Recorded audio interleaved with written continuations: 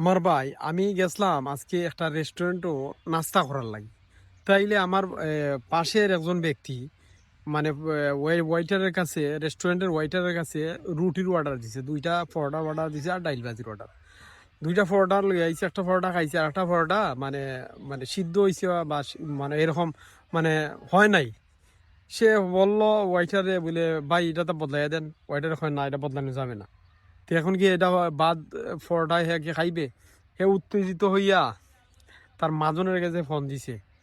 হ্যাঁ ভাই, এইরকম এইরকম করছে, এইরকম আপনার ওয়াইটারে ওয়াইটারে আপনার এইরকম আমার সাথে ব্যবহার করছে। দেখেন কি অবস্থা।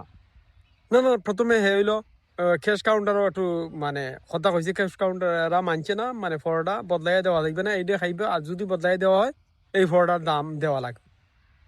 এরপরে সে তার মাজনের কাছে আবার ফোন দিছে, বলে ভাই এই এই কাহিনী ঘটছে, এই আপনার ওয়াইটারে আমাকে বলছে এই পরোটা বদলাই দেওয়া যাইবে না, আপনি এই পরোটা খাইতেইবা, যদি আরেকটা পরোটা না আরেকটা কিনা খাইতেইবা, আরেকটা দাম দিয়া কিনা খাইতেইব। এখন কত হইলো প্রিয় ভাই, এই নষ্ট পরোটা কি এই ব্যক্তিটা খাইবে?